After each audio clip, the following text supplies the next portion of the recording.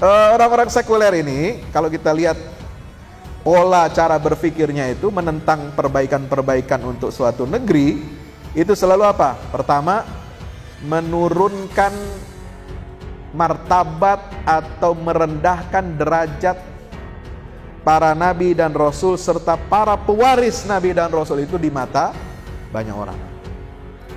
Ya, dengan ucapan apa? Ya, illa basyaran mithlana.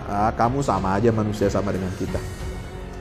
Ya, kita nggak mau tahu, kita nggak mengakui adanya risalah, kita tidak mengakui adanya wahyu dari Allah. Jangan bawa-bawa Al-Quran, jangan bawa-bawa agama dalam urusan kehidupan kami. Nah, kira-kira begitu.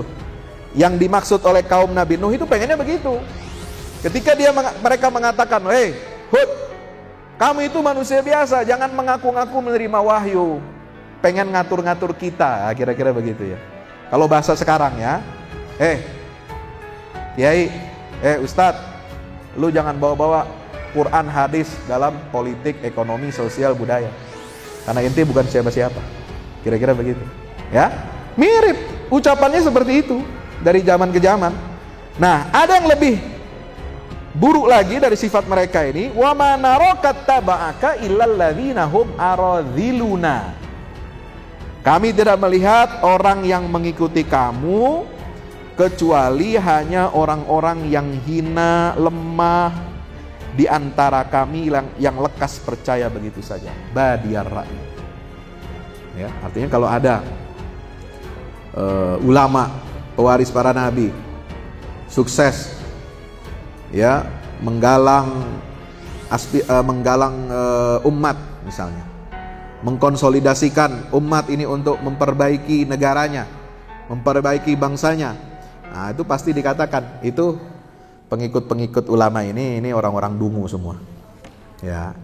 Itu dari dulu tuh, dari zaman Nabi Hud sudah begitu polanya. Ma narakat taba'aka illal ladzina hum aradhiluna badiyar ra'i.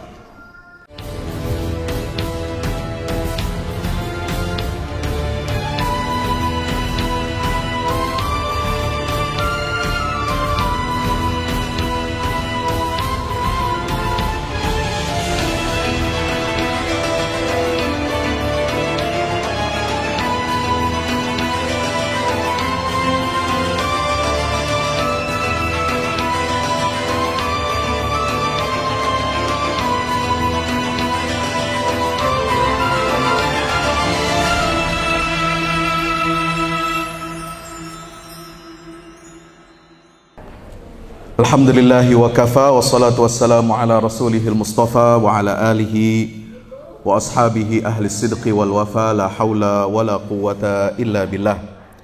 Subhanaka la ilma lana illa ma 'allamtana innaka antal alimul hakim wa qur rabbi zidni ilma warzuqni fahma. Bapak Ibu, bukan Bapak Ibu ini namanya. Adik-adik, teman-teman. Ada Ibu? Oh ya, itu ibunya satu aja, ibunya anak-anak ya. Teman-teman hadirin hadirat yang diberkahi dan dimuliakan oleh Allah Subhanahu wa taala, mari kita sama-sama panjatkan rasa syukur kita kehadirat Allah Subhanahu wa taala pada kesempatan pagi hari yang berbahagia dan penuh berkah dari Allah Subhanahu wa taala ini. Dengan kita sama-sama mengucapkan Alhamdulillahi Rabbil Alamin. Segala puji bagi Allah, pemilik ya, pengendali dan pencipta, pemberi rizki, pemberi hidayah bagi seluruh alam semesta. Mudah-mudahan semua nikmat yang telah Allah berikan kepada kita dapat kita gunakan sebaik-baiknya untuk beribadah kepada Allah Subhanahu wa taala. Amin ya rabbal alamin. Salawat dan salam tak lupa mari kita sampaikan kepada junjungan kita baginda Rasulullah Muhammad sallallahu alaihi wasallam beserta seluruh keluarga, para sahabatnya. Mudah-mudahan tercurah limpahkan untuk kita semua pengikutnya hingga yaumil qiyamah. Amin ya rabbal alamin. Teman-teman hadirin hadirat yang dimuliakan Allah Subhanahu wa taala, pada kesempatan pagi hari ini saya bergembira, bersyukur dapat bersilaturahim dan bertatap muka dalam pengajian duha, kuliah duha yang perdana. Ya, ini baru pertama kali ini setelah muncul COVID ya. Kalau dulu 2020 itu bapaknya COVID ya, kemudian kemarin sempat ada pamannya ya, Omikron ya, nanti ditambah lagi ada Omikron ya, itu di belakang ada uminya itu ya. Ya, mudah-mudahan setelah ada bapak, ibu, ponakan, anak, cucu nanti sudah mati semua ya. Amin ya rabbal alamin. Alhamdulillah, pada kesempatan pagi hari yang berbahagia ini kita akan sedikit berbincang tentang pesan-pesan tauhid untuk perbaikan negeri. Perbaikan itu dalam bahasa Arab istilahnya adalah al-islah. Apa istilahnya? Al-islah, memperbaiki. Aslaha yuslihu, memperbaiki. Dari akar kata apa? Soluha yasluhu, baik, bagus, itu soluha yasluhu. As-solah, kebaikan ya, kesalehan. Jadi kesalehan itu makna aslinya adalah kebaikan ya. Seorang muslim tidak hanya cukup menjadi orang yang soleh ya, tetapi juga harus ikut berupaya untuk memperbaiki. Orang kalau sudah baik, kalau lingkungannya tidak diperbaiki, nah ini kita harus hati-hati. Jangan-jangan kebaikan kita ini nanti akan terkikis kalau lingkungan kita tidak baik ya. Maka itu ada kebaikan as-salah, ada islah. Orang soleh baru dianggap baik kalau dia menjadi muslih ya, orang yang ikut memperbaiki gitu. Nah, lawan daripada perbaikan atau islah itu adalah apa? Al-fasad. Al-fasad itu artinya apa? Kerusakan ya. Ada baik, ada rusak ya. Ada bagus, ada jelek. Nah, kebalikan daripada islah itu adalah ifsad ya. Kalau ada yang berupaya untuk memperbaiki, ada juga yang ingin menebar kerusakan. Ada yang selalu ingin berbuat kerusakan ya. Ada masjid, ada diskotik, betul. Ada majelis taklim, ada majelis judi, ya enggak? Ada tempat kita menuntut ilmu, ada pesantren, tempat untuk memperbaiki diri, ada juga tempat yang namanya prostitusi ya. Nah, ini sunnatullah. Biasanya orang-orang yang rusak atau yang ingin berbuat kerusakan di atas muka bumi ini itu selalu menginginkan orang-orang yang ada di sekitarnya juga menjadi rusak. Kayak virus nih. Virus dia nggak bisa hidup sendiri, ya nggak? Corona ada bisa hidup sendiri tanpa ada tempat jasad tubuh manusia, dia nggak bisa berkembang ya. Dia perlu inang, perlu tempat berkembang biak ya. Dia butuh ekosistem, dia perlu lingkungan untuk berbiak, untuk memperbanyak diri, untuk menebar kerusakan. Kalau virus corona ini cuma sendiri ya, egois ya, dia nggak bakal hidup itu. Jadi virus yang kita anggap itu jahat, yang kita anggap ini berbahaya dan mematikan, itu nggak mau hidup sendiri Dia nggak mau egois. Ya. Dia ingin memperbanyak diri, dia ingin bermutasi. Ya, menciptakan atau menyerang tempat-tempat tubuh-tubuh manusia untuk bisa digerogoti sistem kekebalan tubuhnya. Nah, begitu juga dengan orang-orang jahat. Ya.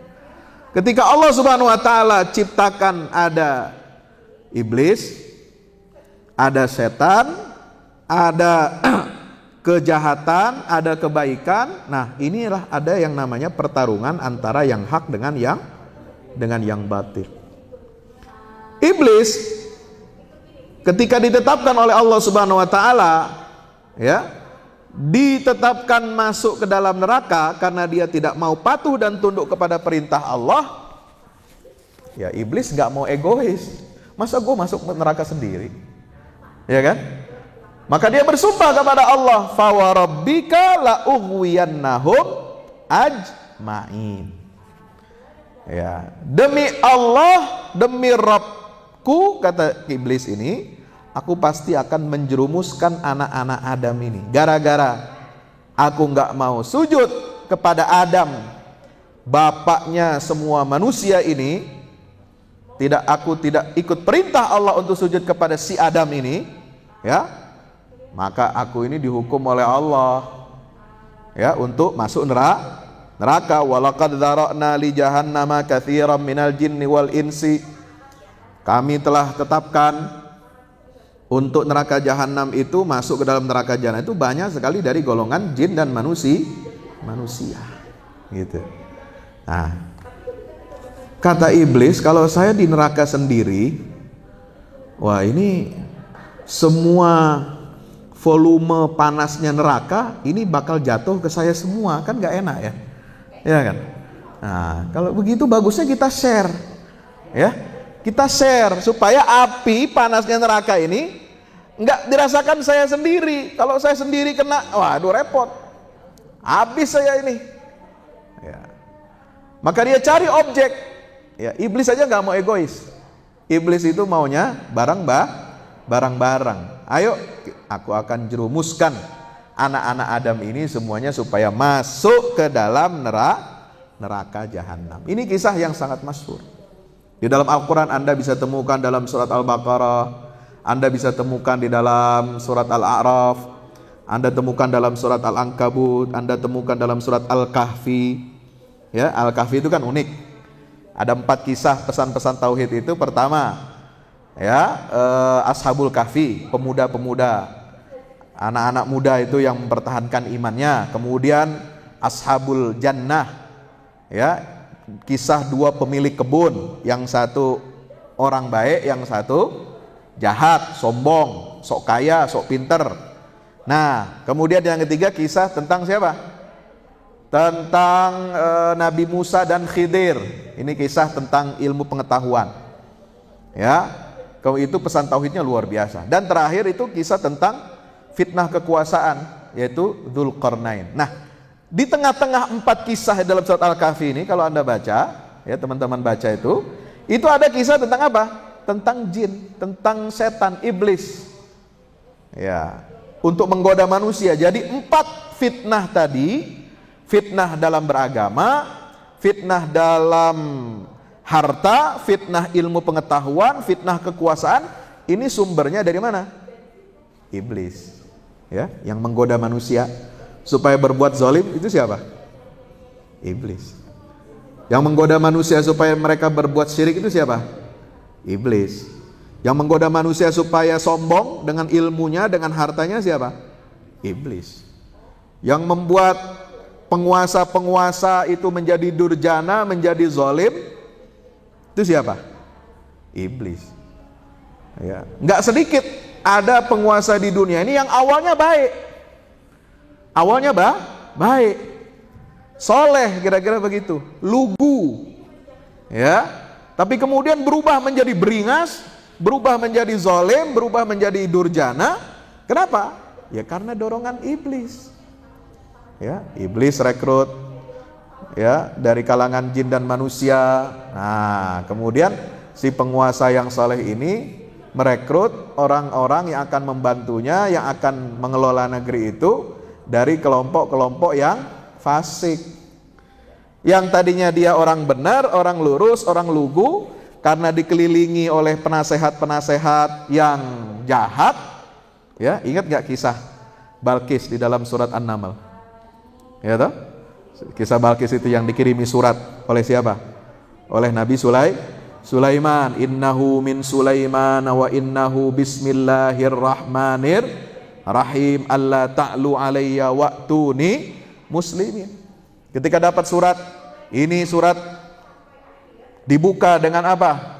Dari Sulaiman, dengan menyebut nama Allah yang Maha Rahman dan Maha Rahim.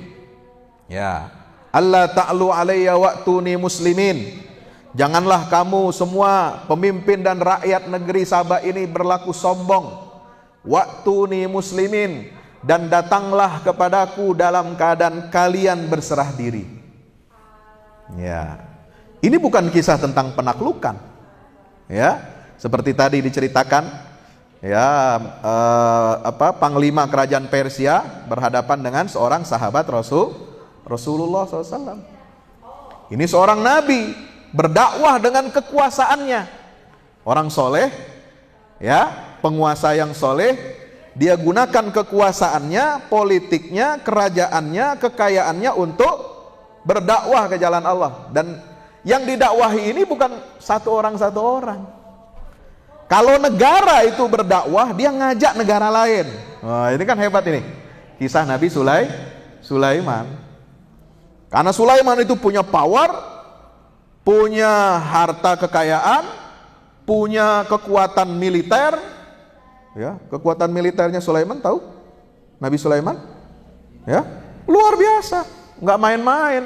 Wa husyira li Sulaimana junuduhu minal jinni wal insi wat thairi fahum yuzaun. Ya, angkatan militer kita kan kavaleri, infanteri, apalagi? Ada 3 angkatan kan? Darat, laut, udara, atau kavaleri berkuda, infanteri itu pejalan kaki, ya kan? Kemudian artileri yang bawa senjata-senjata atau meriam-meriam. Nah, kalau Nabi Sulaiman itu udah lewat, yang begitu-begituan itu udah lewat. Ya, Nabi Sulaiman itu bala tentaranya itu dari 3 golongan, jin, toir, burung, dan manusia. Ya, semua. Ya, luar biasa. Jadi itu film apa itu? Chronicles of Narnia itu, ya, itu nyontek aja itu, ya. Itu nyontek dari kisah Raja Sulaiman. Nah, jadi kalau Sulaiman itu berdakwah, ketika dia berdakwah ke jalan Allah, ya, yang didakwahi bukan kayak saya. Ya, kalau saya berdakwah ngajak orang satu orang. Majelis taklim, majelis ilmu, atau ada seminar, atau ada perkumpulan anak-anak muda, atau orang tua, atau remaja dan sebagainya. Ya, itu nggak bisa kita mengajak orang itu maksa, nggak bisa. Tapi kalau berdakwah dengan kekuasaan negara superpower, ya, berdakwah, nah itu yang didakwahi siapa? Ya kepala negaranya, ya ratunya, ya rajanya, yang nanti rakyatnya semua akan ikut. Nah, ini pesan tauhid luar biasa. Jadi teman-teman yang dimuliakan Allah Subhanahu wa taala, kita dalam membangun dan memperbaiki negeri ini pasti akan ada tantangannya. Ya.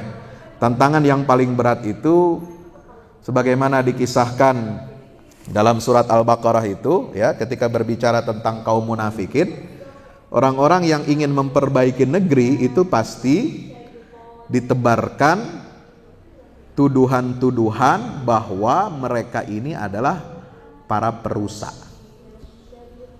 Wa idza qila lahum la tufsidu fil ardi qalu innama nahnu muslihun ala innahum humul mufsiduna walakin la yash'urun. Ya. Nah, ini. Jadi ciri orang-orang munafik itu mereka tidak melakukan perbaikan. Tapi yang mereka lakukan itu adalah kerusakan. Kalau dikatakan kepada mereka, wahai orang-orang munafik, jangan kamu berbuat kerusakan di bumi. Jangan kamu sebar teror kepada umat Islam. Jangan kamu sebar stigma radikal, teroris, intoleran kepada umat Islam. Ya, nah, itu kan perbuatan kerusakan di muka bumi ini. La tufsidu fil ard. Ya, jangan kamu menghina, mencaci ulama, atau apalagi mencaci, mengolok-olok ajaran Islam. Ada nggak sekarang orang yang ngaku Islam tapi mengolok-olok ajaran? Ada nggak? Banyak. Ya, kalau mau ada slide-nya ada. Itu saya bawa di situ ya. Kumpulan cuitan-cuitan, ya, obrolan-obrolan di lini masa yang bilang Islam itu agama teroris, arogan, ya, ajaran Islam ini menakutkan, kemudian yang anti Arab dan sebagainya, banyak, ya. Ini perbuatan kerusakan di atas muka bumi. Idza qila lahum la tufsidu fil ard, jangan kamu berbuat kerusakan di muka bumi ini, ya. Jadi merusak bumi ini bukan cuma merusak alam, ya, tapi merusak sistem perekonomian dengan riba, itu juga merusak, ya. Merusak politik dengan apa? Dengan narasi kebencian. Ini juga perbuatan kerusakan, ya.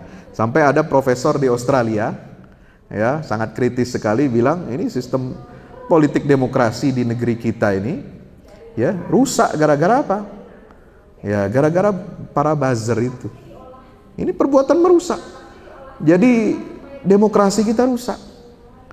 Tidak ada suara kritis. Orang kalau mengkritik, menyampaikan kritik konstruktif, dianggapnya memusuhi, dianggapnya melawan pemimpin penguasa yang sah. Ditambah-tambah lagi, ya, bukan cuma model si abu-abu itu, ya, yang suka menyerang umat Islam, ya, kadang-kadang suka ditambah lagi dengan bumbu-bumbu apa, ya, ini yang mengkritik atau pihak oposisi yang tidak yang menyerang kebijakan pemerintah, itu dianggapnya khawarij. Ya, yang mengkritik ibu kota pindah, undang-undang IKN disahkan, yang mengkritik itu katanya khawarij. Lalu diceritakanlah, dibuat narasi-narasi biasa kok pindah ibu kota itu dari zaman dulu, zaman Khulafaur Rasyidin, ya. Dari Madinah pindah ke Kufah, dari Kufah pindah ke Damaskus, Damaskus pindah ke Baghdad. Ya, dari Baghdad entah pindah kemana lagi, mungkin ke Andalusia, mungkin nanti ke Istanbul dan sebagainya. Ya, itu kagak nyambung, ya. Ini namanya jaka sembung bawa golok, ya. Jangan diseret-seret. Ini soal perpindahan seperti itu nggak usah dibawa-bawa kejauhan ke Khulafaur Rasyidin. Emang pemimpin kita kualitasnya kayak Khulafaur Rasyidin? Ya, enggak. Maka itu, ini jangan dianggap kalau mengkritik lalu kemudian dibuat, ini dianggap ini bugot. Wah, ini orang berbuat rusak, ya. Nah, ini hal-hal yang bisa menghambat adanya proses syura demokrasi dalam membangun satu peradaban bangsa. Karena kalau saya mengingat apa yang disampaikan oleh Dr. Imaduddin Khalil itu, ya, peradaban Islam ini dibangun dengan 3 hal. Satu, dengan ilmu yang disimbolkan oleh pena, ya. Di dalam Quran itu ada surat Al-Qalam. Surat Al-Qalam ini surat artinya pena. Ini simbol, ini perjuangannya ulama. Kemudian yang kedua adalah Asyura. Peradaban Islam itu dibangun dengan apa? Mekanisme syura atau musyawarah. Kebebasan berpendapat, berekspresi, tapi dalam bingkai syariat. Nah, ini bedanya. Bedanya syura dengan demokrasi sekuler, ya, sama-sama ada kebebasan, sama-sama ada ekspresi, berpendapat, tetapi kalau demokrasi liberal, demokrasi sekuler itu kebebasan yang tanpa batas dan tidak dibingkai oleh nilai-nilai agama. Tapi kalau syuro, orang menyampaikan pendapat dengan bebas, mengkritik penguasa juga bebas, tetapi dalam bingkai adab dan nilai-nilai syariat Allah. Abu Bakar saja ketika pidato pelantikan khalifah, dia bilang apa? Kalau kalian melihat saya ini bengkok, luruskan dengan pedang. Jangan takut. Ya, kalau saya benar, dukung. Tapi kalau saya melenceng, luruskan saya dengan pedang. Ya, supaya saya jadi lurus lagi. Umar bin Khattab juga dikritik sama perempuan. Ya, sama perempuan. Kita menganggapnya perempuan apa sih? Ya kan? Perempuan itu cuma pelengkap aja. Ternyata perempuan dalam peradaban Islam itu sangat penting. Dan dia punya hak untuk mengingatkan penguasa, pemimpin. Ini syuro ini sangat luar biasa. Lebih maju daripada demokrasi dari barat yang kita kenal sekarang ini. Seorang perempuan protes ketika Sayyidina Umar mengambil kebijakan, ya, karena waktu itu pemuda-pemuda jomblo seperti Anda ini, sebagian ya, nggak semuanya, jangan ngaku jomblo Pak ya, yang di belakang udah pada kawin ente. Ya, sebagian yang jomblo di sini itu susah kawin. Kenapa? Maharnya tinggi. Maka ada kebijakan dari Khalifah Umar bin Khattab melarang, ada dekret khalifah melarang ada keluarga atau perempuan yang menetapkan mahar standar tinggi. Diprotes sama perempuan di belakang.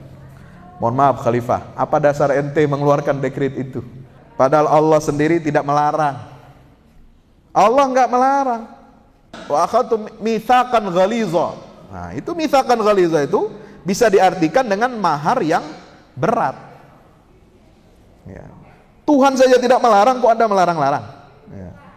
Jadi mahar, kalau mahal itu bukan untuk foya-foya, bukan untuk mewah-mewah atau memberatkan atau menyulitkan pemuda-pemuda untuk menikah, kata alasan si ibu perempuan ini. Ya. Tapi karena kami ingin ada jaminan, ada tanggung jawab dari laki-laki yang mau menikahi anak-anak perempuan kami.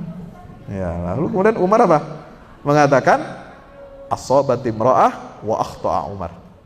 Perempuan itu benar, saya yang salah.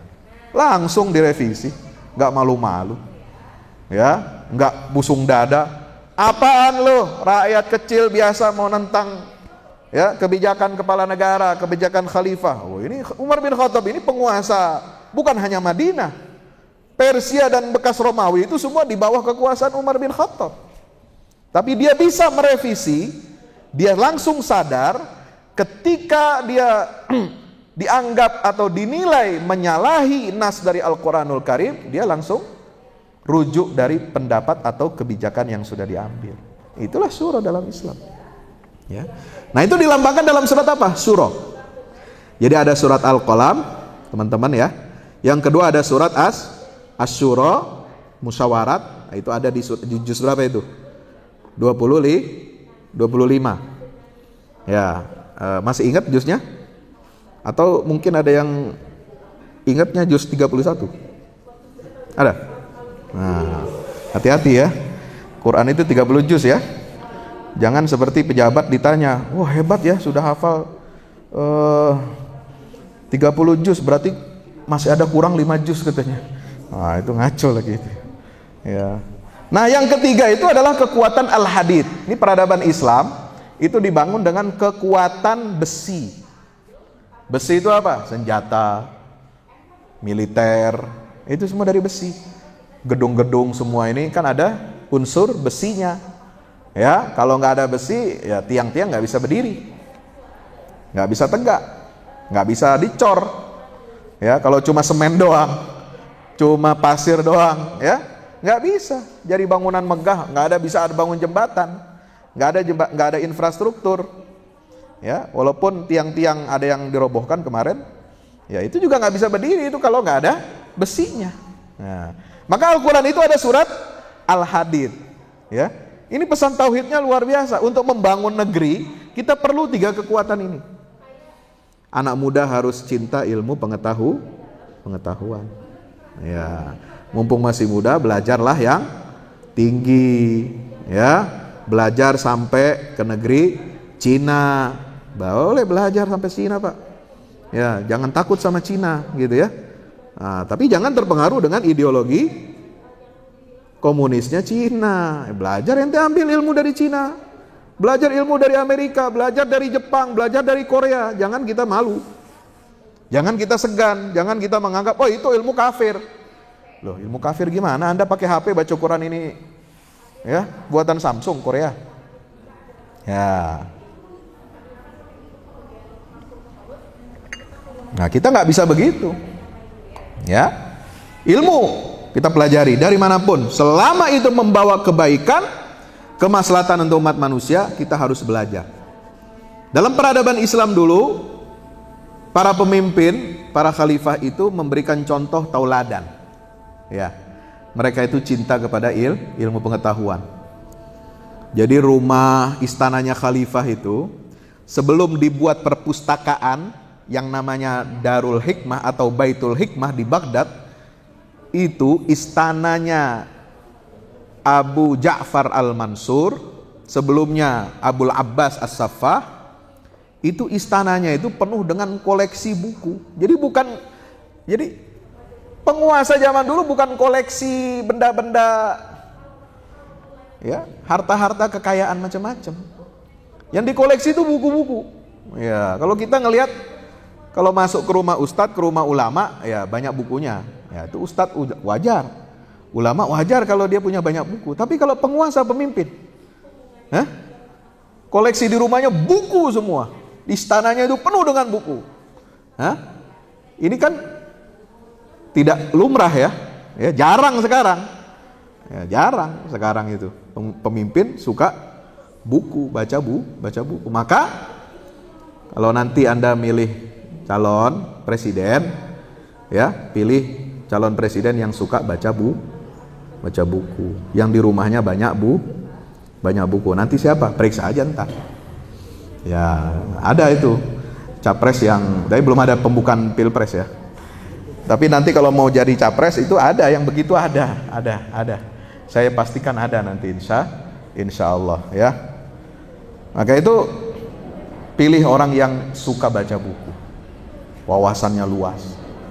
Jadi karena istana udah nggak nampung, buku itu dibeli dengan harga yang mahal ya oleh Khalifah Abu Ja'far Al-Mansur. Dia dengar di India ada buku ilmu pengetahuan begini, cari, beli berapapun harganya, terjemahkan dalam bahasa Arab.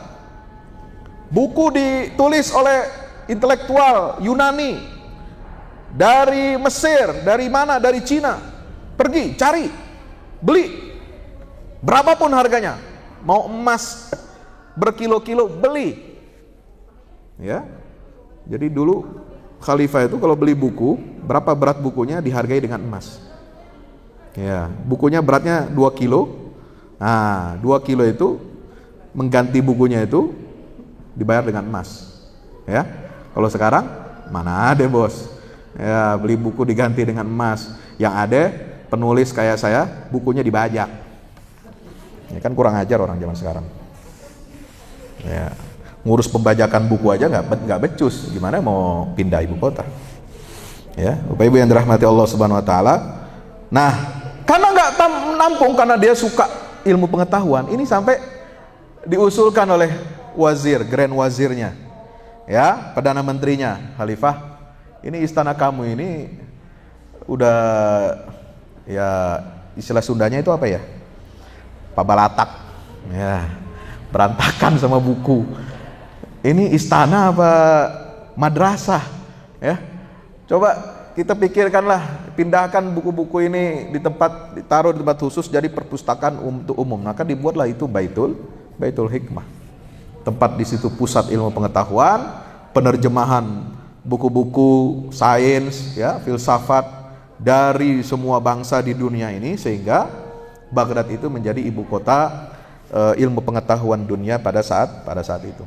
Nah, itu kebiasaan itu berlanjut sampai Daulah Umayyah di mana? Andalusia.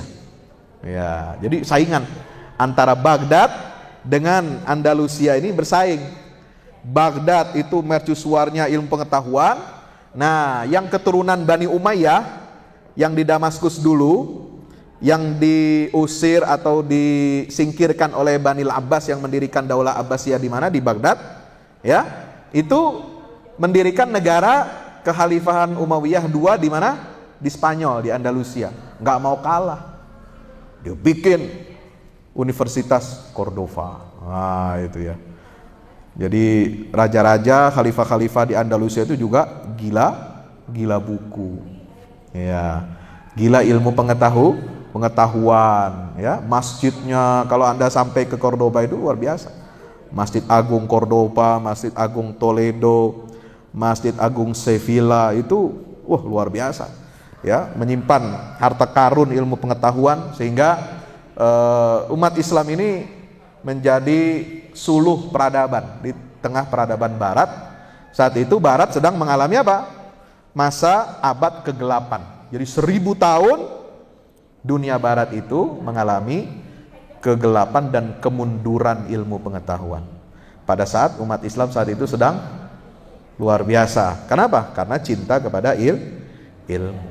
Yang kedua, anak-anak muda zaman sekarang seperti Anda ini, ya, itu harus mengasah dirinya untuk menjadi pemimpin. Baca surat Asy-Syura, ya, tentang sifat orang-orang beriman, alladzina istajabu li rabbihim wa aqamus salata wa atauz zakata wa amruhum syura bainahum. Nah, orang Islam itu bukan yang cuma pandai sholat, bukan cuma yang bisa menunaikan zakat, tetapi juga yang pandai mengelola negara. Wa amruhum syura bainahum. Ya, yang mengelola negara itu dengan apa? Musyawarah. Semua harus dimusyawarahkan. Nggak boleh otoriter ngambil keputusan sendiri. Nggak boleh dia anti kritik. Kalau memang ada studi, ada penelitian tentang masalah-masalah yang akan muncul dampak dari misalnya kebijakan-kebijakan itu, ya kita nggak boleh otoriter. Pokoknya harus begini, harus dibangun begini, ya. Atau membungkam oposisi, membungkam orang-orang yang mengkritik, itu nggak boleh. Dalam Islam tuh nggak bisa begitu. Nah, itu bagian dari akidah, ya kan? Kalau dilihat surat Asy-Syura teman-teman, itu ungkapan alladzina istajabu li rabbihim wa aqamus salata wa atauz zakata wa amruhum syura bainahum, itu menyatu.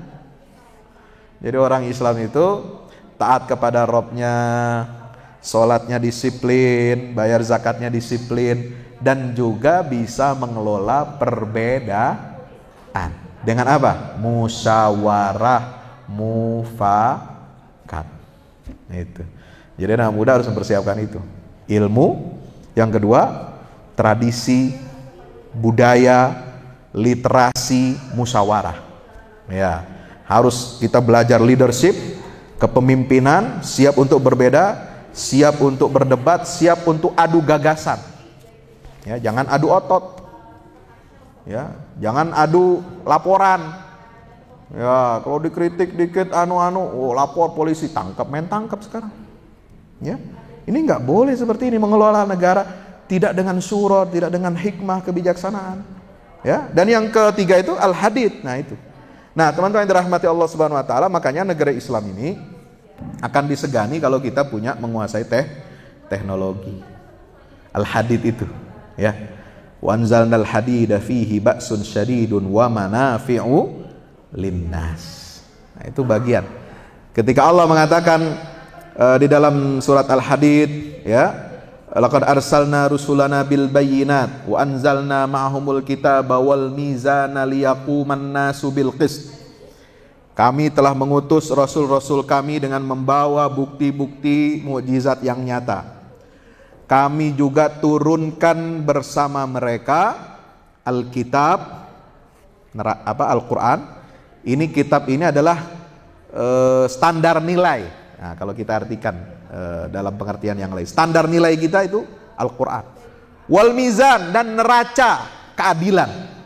Hukum harus adil.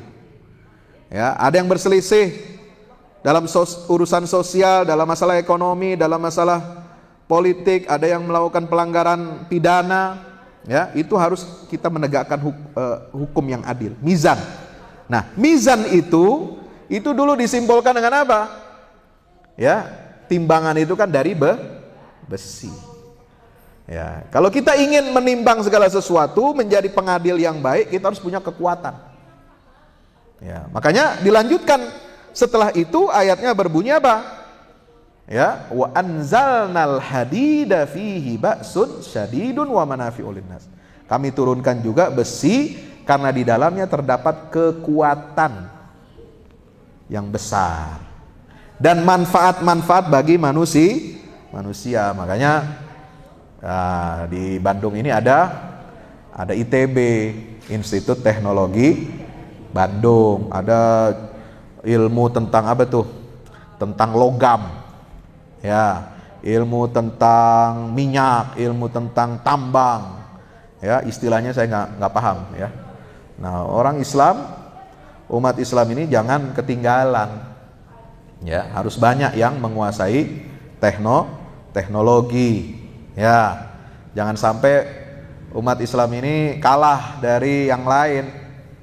Ya, umat Islam ini anak-anak Islam, anak-anak muda Islam, ya harus banyak yang menduduki bangku-bangku kuliah di ITB, ya di UI, di Unpad, Gajah Mada, dalam jurusan-jurusan bidang-bidang, bukan hanya bidang sosial, politik, ekonomi, tapi juga teknologi. Karena ini yang didorong oleh Al-Quran. Nah, Bapak Ibu yang dirahmati Allah Subhanahu Wa Taala, nah itu kembali kepada surat Al-Baqarah, wa idza qila lahum la tufsidu fil ard qalu innama nahnu muslihun. Nah, orang yang suka berbuat kerusakan di muka bumi ini, ya, suka menindas umat Islam, suka menindas segala hal yang berkaitan dengan Islam, itu mereka mengatakan kami ini orang-orang yang ingin memperbaiki. Padahal yang mereka lakukan itu apa? Kerusakan. Tapi mereka mengklaimnya kami ini ingin perbaiki. Ala, ingatlah, innahum humul mufsidun. Apa yang dilakukan oleh orang-orang munafik itu adalah kerusakan. Walakin la yashurun, tapi mereka tidak menyadarinya. Jadi mereka ini orang yang nggak punya kesadaran, alias nggak tahu malu. Ya, nauzubillah min dzalik. Terakhir, ingin saya sampaikan adalah perbaikan untuk negeri itu pasti akan menghadapi tantangan-tantangan. Ya, terutama buat anak-anak muda nih. Ya, Anda yang ingin menjadi bagian dari muslihun, Anda yang berhijrah di jalan Allah Subhanahu wa taala, ya. Itu biasanya sekarang kan ada tudingan-tudingan. Awas pesantren sarang teroris. Awas pesantren terafiliasi jaringan radikal, kan begitu. Sebelumnya awas rohis kampus-kampus atau di SMA. Nah, ini tempat pendidikan calon radikal dan teroris. Nah, itu untuk nakut-nakuti, untuk mengintimidasi psikologi umat Islam. Padahal ini adalah kebaikan. Nah, yang contoh seperti ini itu dalam sejarah itu selalu ada. Ya. Sejarah para nabi dan rasul. Ya, contoh misalnya, kalau kita lihat perbaikan yang dilakukan oleh Nabi Hud, ya, semua nabi dan rasul itu kan membawa misi apa? Perbaikan umat, perbaikan kondisi bangsa dan negaranya. Coba lihat Nabi Hud ayat 27 dalam surat yang ke-11. Faqalal mala'ul ladzina kafaru min qaumihi ma naraka illa basharan mithlana wa ma naraka ittaba'aka illa alladzina hum aradhiluna badiyar ra'i wa ma nara lakum 'alaina min fadlin bal nazunnukum kadzibin. Nabi Hud menghadapi pemuka-pemuka yang kafir dari kaumnya. Wahai Hud, kami tidak melihat kamu melainkan hanya seorang manusia biasa. Jangan sok suci ente. Ya, ente sama kita sama aja. Ya, Anda itu manusia biasa. Nah, jadi ciri orang-orang yang melakukan kerusakan di muka bumi ini, dia tidak bisa melihat kebenaran, tidak bisa membedakan mana orang yang mendapatkan wahyu itu disebut sebagai rasul utusan Allah, ya, mana manusia biasa. Kalau rasul yang mendapat wahyu dari Allah membawa misi perbaikan, ya, itu dia terbebas dari kesalahan, ada perlindungan dari Allah, penjagaan dari Allah, terbebas dari salah dan dosa. Nah, ini bedanya dengan manusia biasa. Nah, kalau orang sekuler, orang liberal, orang munafik mengatakan nggak ada konsep kerasulan itu, nggak ada konsep kemaksuman rasul itu. Ya, siapapun bisa salah, ya gitu ya. Apalagi kalau cuma ustadz, apalagi kalau cuma ulama, ulama itu bisa salah. Ya, betul, ulama bisa salah. Ijtihadnya bisa salah. Tapi ijtihad yang salah kalau dilakukan dengan prosedur yang benar itu tetap mendapatkan pahala. Gitu ya. Nah, ini yang mereka tuh nggak mau. Jadi orang-orang sekuler ini kalau kita lihat pola cara berpikirnya itu menentang perbaikan-perbaikan untuk suatu negeri, itu selalu apa? Pertama, menurunkan martabat atau merendahkan derajat para nabi dan rasul serta para pewaris nabi dan rasul itu di mata banyak orang. Ya, dengan ucapan apa?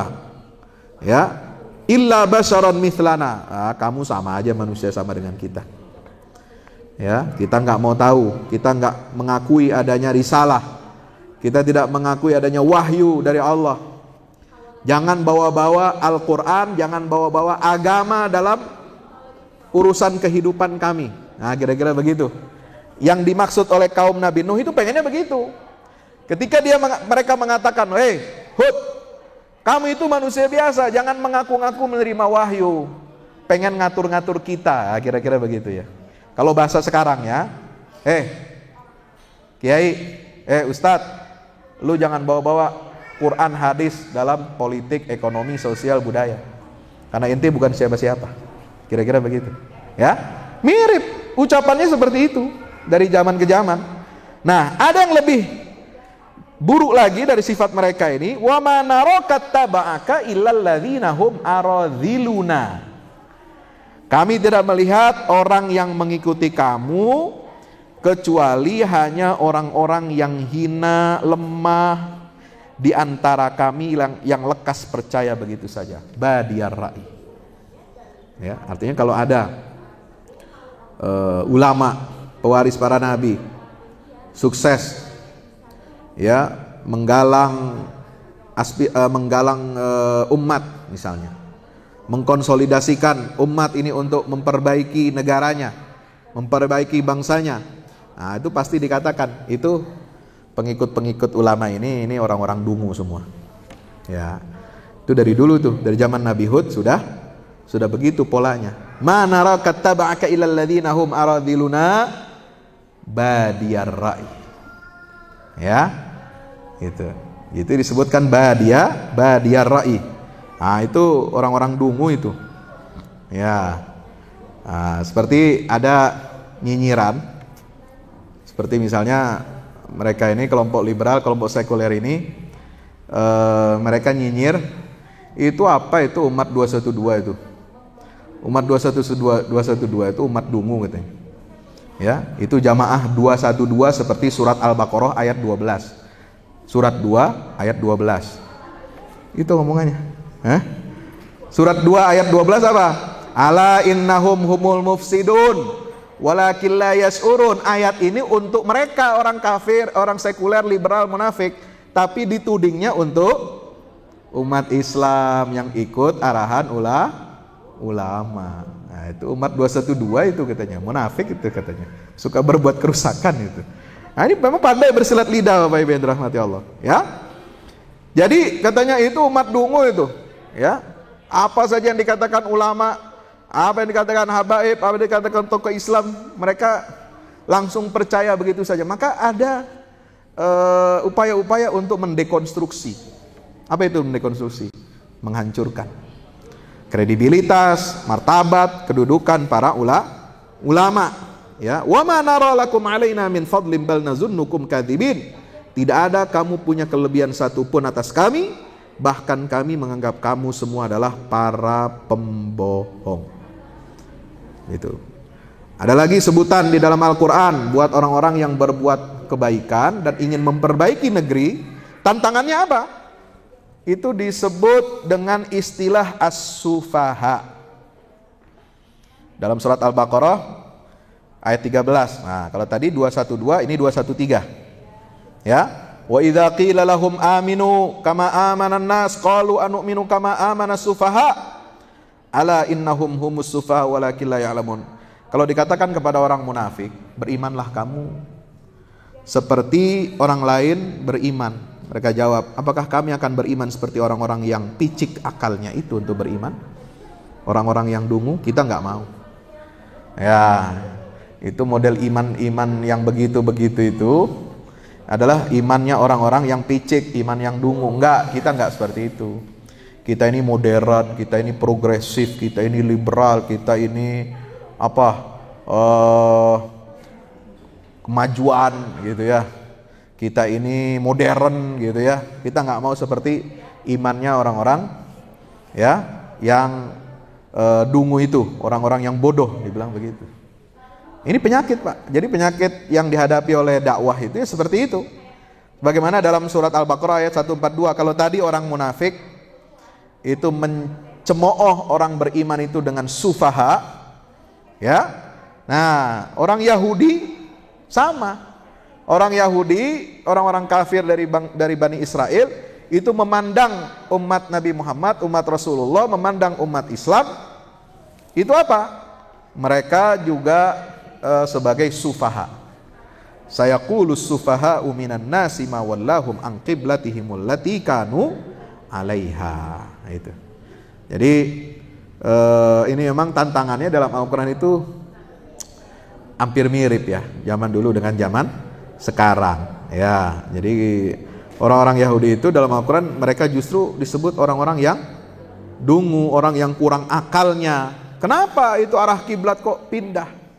Kenapa enggak ikut arah kiblatnya kami ya? Kenapa Muhammad berpaling dari kiblatnya umat Yahudi, dari kiblatnya para nabi dan rasul sebelumnya? Nah, ini dibantah sama Allah. Qul lillahil masyriqu wal maghrib. Allah lah pemilik arah timur dan arah barat. Kemana saja yang dia arahkan ya kita harus ikut. Allah mau pindahkan kiblat dari Baitul Maqdis ke Masjidil Haram ya ikut. Allah menetapkan kiblat pertama di Masjidil Aqsa ya ikut. Kalau Allah mau mengubah, ya kita ikut apa keputusan Allah, ya. Ini sama dengan apa yang dihadapi oleh siapa? Nabi Soleh. Nah, Nabi Soleh ini kalau berdakwah itu dibilangnya bawa sial, ya. Qalu tayyarna bika wa bimam ma'ak. Qala ta'irukum indallahi bal antum qaumun tuftanun. Kaum Nabi Soleh bilang apa? Kami ini bernasib sial karena kamu dan orang-orang yang bersama kamu. Ya, gara-gara ente berdakwah di sini, ya, ini orang jadi nggak mau berjudi lagi, orang nggak mau berzina lagi, orang nggak mau berbuat fasik lagi. Ya, bisnis kita jadi seret. Ya, bisnis kita jadi berkurang nih gara-gara ente. Nih jadi kita jadi sial katanya. Padahal yang sial itu mereka, ya. Karena menebarkan kemaksiatan dan kemungkaran. Tapi itulah perilaku orang-orang yang berbuat kerusakan. Jadi kalau kita ingin membangun negeri, kita harus siapkan mental dari apa? Teror-teror psikologis. Ya. Dari orang-orang yang ingin menghancurkan negeri ini, ya, kita harus siap mendengarkan ocehan, cuitan, apalagi unggahan di Facebook, di Twitter, di mana-mana yang akan melecehkan upaya-upaya orang yang ingin memperbaiki negeri. Ya, sampai kaum Nabi Saleh itu bersumpah, ya, untuk membunuh Nabi Soleh dan keluarganya. Nah, ini udah nggak bisa dibendung nih. Gimana caranya supaya dakwah ini mati, hancur? Ya, kita bunuh saja. Kita buat binasa Soleh dan keluarganya itu di malam hari. Qalu taqasamu billahi lanubayyitannahu wa ahlahu thumma lanaqulanna liwalihi ma syahidna mahlika ahlihi wa inna lasadiqun. Surat An-Naml ayat 49. Ini kita harus belajar dari kisah-kisah orang-orang saleh, para nabi dan rasul terdahulu yang ingin memperbaiki negerinya, memperbaiki umatnya, ya, dari serangan, dari serbuan, dari cercaan, dari hinaan orang-orang yang ingin merusak suatu negeri. Ya, ini Al-Quran penuh, Pak.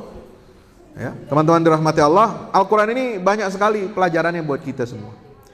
Contoh lagi dalam surat Al-A'raf. Ini tentang Nabi Syuaib ayat 88. Qala al-mala'ul ladzina istakbaru min qaumihi lanukhrijannaka ya Syuaib wal ladzina amanu ma'aka min qaryatina aw la ta'udunna fi millatina qala aw law kunna karihin.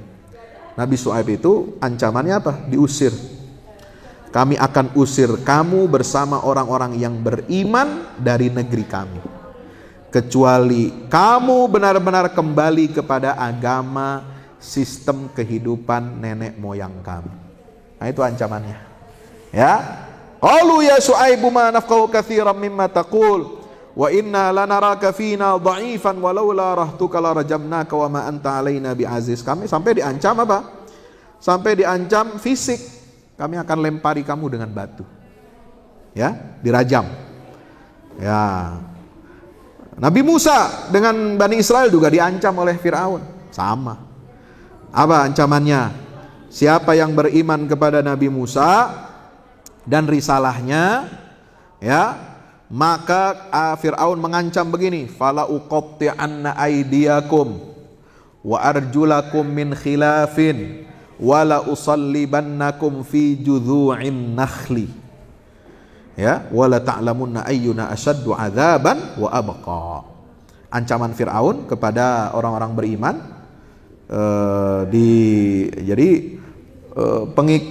pendukungnya Fir'aun, ya. Ini dulu tuh tukang sihirnya Fir'aun kan kemudian sadar tuh, dia beriman, ya. Fir'aun murka, ente hidup, semua hidup kalian itu dari saya, ente buzzer kurang ajar, murtad ente sekarang, ya. Dulu aneh yang gaji ente buzzer, ya, itu tukang sihir kan buzzernya Fir'aun, ya, cuma istilahnya saja beda. Ya, tukang sihir itu artinya apa sih? Yang mengubah persepsi opini publik. Itu sihir zaman dulu. Ya, mengubah cara pandang manusia. Kalau dulu sihirnya masih primitif, masih kuno, tradisional. Sekarang sihirnya pakai apa? Media. YouTube. Ada Cokro TV. Nah, itu sihirnya tuh. Ya, tahu Cokro TV? Lihat aja sendiri. Nah, itu semua geng-geng begitu-begituan ada kumpul di situ gerombolannya. Ya. Nah, sampai saya dikirimi oleh Buya Anwar Abbas, Wakil Ketua Umum MUI. Ustadz, oh ini ternyata orang yang suka menghina saya ini di ternaknya di sini. Apa tempat ternaknya? Iya, di servis dia di situ, dipijitin apa itu sama kelompok itu. Wallahu alam. Ya. Nah, ini. Jadi murka Fir'aun ini. Ini buzzer-buzzernya, tukang-tukang sihirnya tunduk mau beriman kepada Nabi Musa. Murka dia. Ya. Qala amantum lahu qablan adzalakum. Apakah kamu mau beriman kepada Musa sebelum aku beri izin? Nah. Jadi soal iman atau tidak itu harus nunggu izin penguasa. Kan repot ini. Ya. Nunggu izin penguasa. Kalau penguasa bilang, "Saya kasih izin." Nah, kamu boleh beriman pada Fir'aun. Ya, kapan beriman pada Musa? Kapan dia mau kasih izin, Bos? Ya. Nah, katanya, aku akan hukum kalian dengan cara bagaimana? Aku potong tangan-tangan dan kaki-kaki kalian itu dengan silang. Ya, secara bersilang. Dan sungguh aku akan salib kamu pada pangkal pohon kurma. Nah, ini ancamannya luar biasa. Nah, kalau yang dihadapi oleh Nabi kita Muhammad SAW itu lengkap semuanya. Ya, semuanya terhimpun di situ. Karena dakwah Nabi ini menghimpun seluruh dakwah para nabi dan rasul, untuk perbaikan manusia dari dunia sampai akhirat, maka yang dihadapi, tantangan ancaman yang dihadapi oleh Nabi Muhammad itu menghimpun semua jenis tantangan dan ancaman para nabi dan rasul sebelumnya. Apa bentuknya? Surat Al-Anfal ayat 30. Wa idh yamkuru bikal ladzina kafaru liyuthbituka. Ya, merencanakan apa? Menahan. Ya, menahan kamu wahai Muhammad, memenjarakan engkau. Au yaqtuluka, enggak cukup dipenjara, dibunuh. Au yukhrijuka, atau mengusir kamu keluar dari Makkah. Ya, ini semua diancamkan kepada Nabi kita Muhammad sallallahu alaihi wasallam. Wa yamkuruna wa yamkurullah, mereka membuat tipu daya dan Allah membalas tipu daya itu. Wallahu khairul makirin. Nah, terakhir, apa yang harus kita lakukan? Pesan dari Al-Quran, pesan tauhid kepada Nabi kita Muhammad SAW. Ada beberapa pesan. 1, surat Al-Muzammil ayat 10. Wasbir ala ma yaquluna wahjurhum hajran jamila. Bersabarlah kalau kamu mendengar ucapan-ucapan mereka itu, sabar. Tahan emosi kamu. Jangan pedulikan cuitan-cuitan, ya, unggahan-unggahan, uploadan dari para buzzer-buzzer yang ingin menghancurkan Islam. Wahjurhum hajran jamila, dan tinggalkanlah, jauhkanlah mereka itu dengan hajar yang baik. Ya, kita balas keburukan akhlak mereka dengan kebaikan akhlak yang kita punya. Bagaimana hajrul jamil? Ya, hajrun jamil itu, ya, kita tidak usah pedulikan omongan mereka, kita tidak usah berikan perhatian kepada mereka. Kalau kita kasih perhatian, nah mereka jadi GR. Ya, kalau kita komentari lebih ini, mereka jadi GR, mereka sok hebat, sok penting nanti. Maka tinggalkan saja. Wahjurhum hajran jamila. Yang kedua, pesan tauhid kepada Nabi Muhammad SAW. Fasbir li hukmi rabbika. Bersabarlah wahai Muhammad, kamu tunggulah keputusan dari Allah Subhanahu wa taala. Kita sabar menunggu keputusan Allah. Ya, enggak selamanya umat Islam ini seperti roda di bawah. Ya. Kita sabar aja. Tilkal ayyam nudawiluha bainan nas. Hidup ini berputar, akan diperputarkan oleh Allah. Ada kalanya di bawah, nanti kita naik ke atas.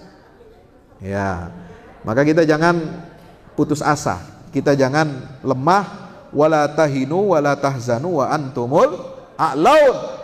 Jangan kamu, kata Allah, jangan kamu lemah. Wala tahzanu, jangan kamu bersedih. Sebab apa? Kalian itu adalah umat yang derajatnya ditinggikan oleh Allah Subhanahu wa taala. Ya, kalau kita sedang berada di bawah, itu berarti Allah sedang menguji kita. Menguji apa? Kesabaran. Menguji apa? Keimanan.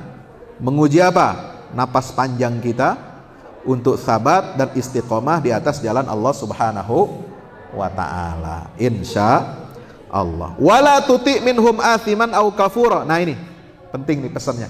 Jangan kamu mengikuti, mentaati orang yang pendosa atau kafir di antara mereka. Ya. Jangan dengerin seruannya. Sabarlah, tunggu keputusan Allah. Keputusan Allah itu apa sih? Allah pasti memenangkan agama Islam ini. Yakin? Yakin? Yakin enggak? Nah, ini jawabannya jangan lembek, ya. Yakin, karena janji Allah itu pasti. Walladzi arsala rasulahu bil huda wa dinil haq liyuzhirahu 'alad dini kulli. Itu janji Allah. Ada satu hal yang Allah enggak bisa langgar. Ya. Allah itu pasti menepati janjinya. Itu. Ya. Ada, kalau kita mengatakan Allah itu pasti berbuat segala sesuatu, betul. Tapi ada satu yang tidak bisa dilakukan oleh Allah. Bukan berarti Allah lemah, nggak bisa berbuat sesuatu itu. Apa yang tidak bisa dilakukan oleh Allah? Dia tidak akan melanggar janjinya sendiri. Ya. Nah, kalau kita bandingkan dengan sifat manusia itu lemah, tapi bagi Allah itu kekuatan. Allah tidak bisa melanggar janjinya sendiri. Artinya apa? Dia pasti memenangkan agama yang telah diwahyukan kepada seluruh nabi dan rasul, yaitu Islam. Syaratnya apa? Nah, kita tunggu sabar dengan keputusan Allah ini. Janji Allah itu yang pasti itu dimenangkan agama Islam ini. Syaratnya yang kedua, wala tuti minhum athiman au kafura. Jangan di masa-masa kamu sulit, jangan di masa kamu susah, diteror, diintimidasi, lalu kemudian kamu lembek, kemudian mengikuti, mentaati orang-orang yang berbuat dosa atau yang kufur kepada Allah Ta'ala. Nah itu, ini ujiannya berat ya. Orang biasanya kalau dalam keadaan terdesak, dalam keadaan terhimpit, ya, dia mudah untuk dibeli. Nah, bernegosiasi. Nah itu, ini bahaya. Ini godaan buat para orang-orang yang ingin memperbaiki negeri, ya. Yang ketiga pesan tauhidnya, wala tahzan alaihim. Jangan kamu bersedih atas tindakan-tindakan mereka kepada Anda. Wala takun fi dhaikim mimma yamkurun, dan jangan kamu bersempit dada. Ya, jangan menyebabkan kamu itu sempit, galau, ya, sedih karena makar yang mereka rencanakan, ya. Sebab apa? Kita yakin ma yuqalu laka illa ma qad qila lirrusuli min qablik. Apa ancaman-ancaman, ya, tantangan-tantangan yang dihadapi oleh para nabi dan rasul itu pasti akan kita alami. Itu sunnatullah. Sebagaimana Allah mengatakan, yang dikatakan kepada kamu itu tidak lain persis seperti apa yang dulu dihadapi oleh para rasul-rasul sebelum kamu, wahai Muhammad. Maka kita harus tetap istiqomah di atas jalan Allah Subhanahu wa ta'ala. Maka itu dalam Al-Quran diulang-ulang, ada 6 ayat ya. Dalam Quran itu Allah perintahkan Nabi jangan bersedih. Ya, fala yahzunka qauluhum. 1 surat Yasin ayat 76. Fala yahzunka qauluhum inna na'lamu ma yusirruna wa ma yu'linun. Jangan sampai ucapan mereka itu membuat kamu Muhammad sallallahu alaihi wasallam bersedih hati. Yang kedua, wa man kafara fala yahzunka kufruh. Siapa orang yang kufur, maka janganlah kekufurannya itu membuat kamu bersedih. Ya, surat Luqman ayat 23, wala yahzunka qauluhum innal izzata lillahi jami'a. Jangan kamu wahai Muhammad bersedih oleh perkataan mereka, karena sesungguhnya kekuasaan itu seluruhnya milik Allah. Ya, jangan bersedih. Makanya ulama ada seperti A'id Al-Qarni menulis buku La Tahzan. Ya. Sebab Nabi itu, ya, dilarang oleh Allah untuk bersedih. Jadi nggak boleh bersedih. Dilarang sama Allah, la tahzan, jangan kamu bersedih. Ya. Kalau umat Islam hanya bisa mengeluh, hanya bisa curhat, sedih, nah ini kita melanggar larangan Allah. Ya. Nabi ketika dikejar-kejar saat hijrah masuk ke Gua Thur, ya, beliau diingatkan oleh Allah, la tahzan innallaha ma'ana. Idz qala li sahibi la tahzan. Ya, Nabi itu memberikan keringanan kepada Abu Bakar Siddiq, wahai Abu Bakar, jangan kamu bersedih. Sebab apa? Allah pasti bersama kita. Yang keempat, ya ayyuhar rasulu la yahzunkal ladzina yusari'una fil kufri minal ladzina qalu amanna bi afwahihim wa lam tu'min qulubuhum. Ini surat Al-Maidah ayat 41. Wahai Rasul, janganlah engkau disedihkan oleh orang-orang yang bersegera dalam kekufuran, yaitu orang-orang munafik. Ya, jadi ya, terserah ente lah. Ya, geng ente mau ngomong apa, kita nggak akan bersedih. Ya, Kemudian surat Al-Imran 176, wala yahzunkal ladzina yusari'una fil kufri innahum la yadurrullaha syai'a. Mereka tidak akan bisa merugikan Allah sedikit pun. Mereka tidak akan bisa merugikan risalah Islam ini, dakwah ini. Tidak bisa. Malah mereka yang akan merugi, ya. Nauzubillah min. Apa ruginya mereka yang ingin merusak negeri, merusak hamba Allah, merusak tauhid, merusak keimanan? Yuridullahu alla yaj'ala lahum hazzan fil akhirah walahum adzabun azim. Allah tidak akan memberi bagian pahala kepada mereka di akhirat dan mereka akan mendapatkan azab yang besar. Ini. Jadi panduan-panduan pesan-pesan tauhid dalam Al-Qur'an untuk perbaikan negeri kita, ya, tolong dicamkan baik-baik sebagaimana yang termaktub di dalam beberapa ayat Al-Quran yang tadi sudah saya kutipkan, ya. Dan satu, ada pesan terakhir dari Nabi SAW, dari Allah Ta'ala kepada Nabi Muhammad SAW, fasabbih bihamdi rabbika wa kun minas sajidin wa'bud rabbaka hatta ya'tiyakal yakin. Ini surat Al-Hijr. Surat Al-Hijr itu juz berapa? Juz berapa? 14.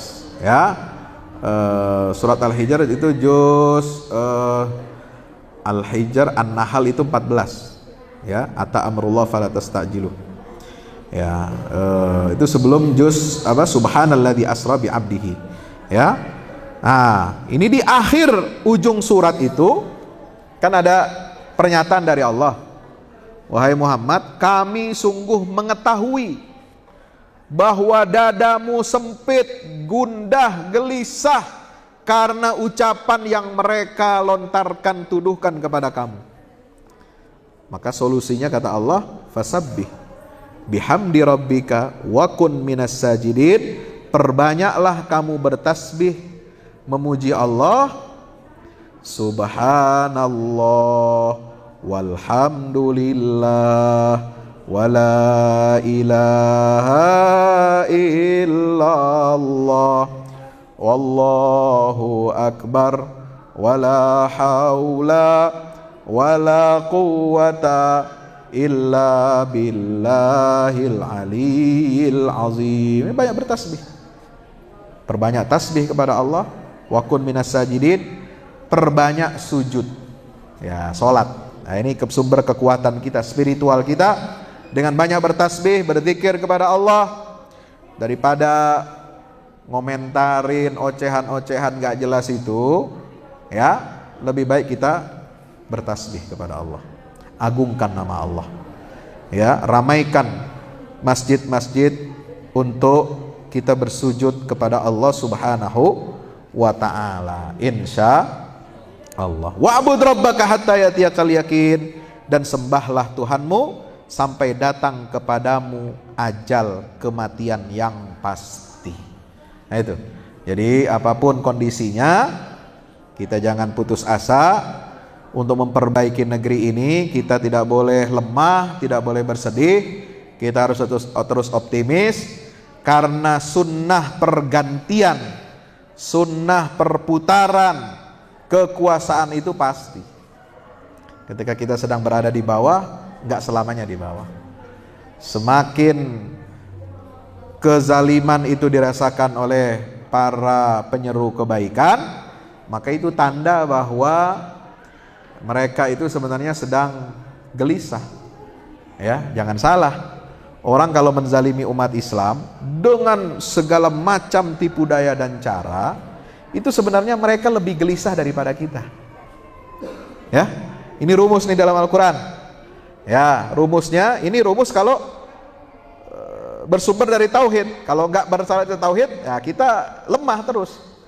Apa sumbernya? Rumusnya dalam tauhid itu, iyamsaskum qarhun faqad massal qauma qarhum mithluh wa tilkal ayyamu nudawiluha bainan nas. Satu, kalau kamu sekarang merasakan luka, ya, iyamsaskum qarhun faqad massal qauma qarhum mithluh. Kaum sebelumnya juga mengalami terluka, mengalami luka yang sama dengan kalian, tapi Allah pergilirkan, ya, waktu ini.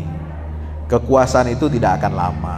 Ada saatnya, ada terbit, ada terbenam. Ya, matahari. Ada malam, ada waktu syuruk, fajar menyingsing. Itu Allah menekankan dalam Al-Quran. Yang kedua, intakunu ta'lamun, kalau kamu terluka, kamu merasa sakit, fa innahum ya'lamun, itu orang yang memusuhi kamu, yang menyerang kamu, kata Allah, mereka lebih sakit daripada kamu. Kenapa sakitnya? Gua udah keluarin duit banyak-banyak, ya, kita udah berupaya sekuat tenaga, kita udah kerahkan semua kekuatan untuk menghancurkan Islam, kok kagak mati-mati Islamnya? Itu sakit jiwa itu nanti orang itu, ya, itu bakal stres sendiri, mereka akan sakit hati. Fa innahum ya'lamuna kama ta'lamun, mereka akan stres. Mereka disampaikan dalam Al-Quran itu disebutkan apa? Thumma takunu alaihim hasratan thumma yughlabun walladzina kafaru ila jahannam yusyarun. Mereka akan menyesali, sudah keluar uang banyak tapi proyeknya gagal, kemudian dikalahkan lagi sama Allah, lalu kemudian di akhirat nyungsep masuk neraka. Udah berapa kali lipat? 3 kali lipat. Nauzubillah min zalim. Maka itu kita jangan putus asa dari rahmat Allah. Teruslah berdakwah, teruslah berusaha memperbaiki negeri, teruslah kita mengembangkan nilai-nilai tauhid, ya, ke segala penjuru, yang senantiasa bertasbih memuji Allah, mengajak orang-orang untuk bersujud hanya kepada Allah dan beribadah kepada Allah sampai ajal kematian datang menjemput kita. Nasrun minallah wa fathun qarib. Wabasyiril mu'minin. Wassalamualaikum warahmatullahi wabarakatuh.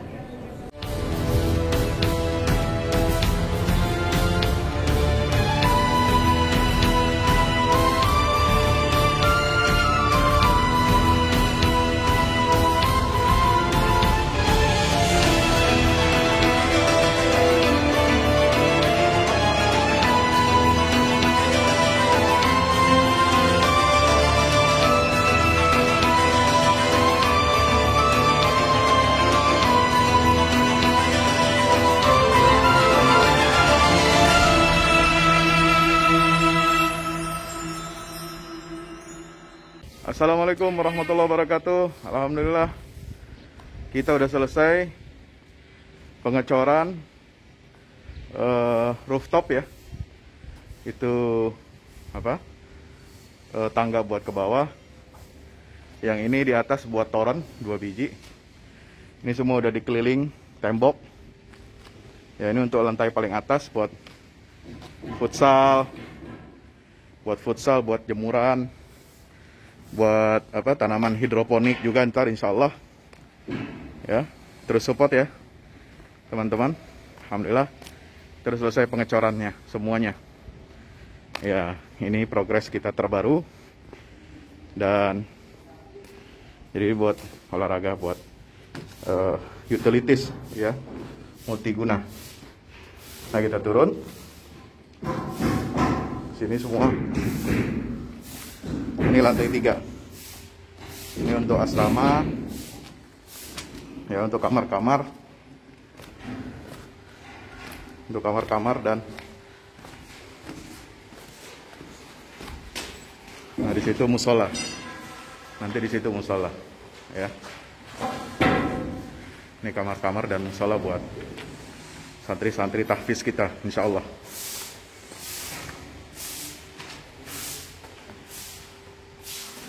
Nah, ini lantai 2 kita turun.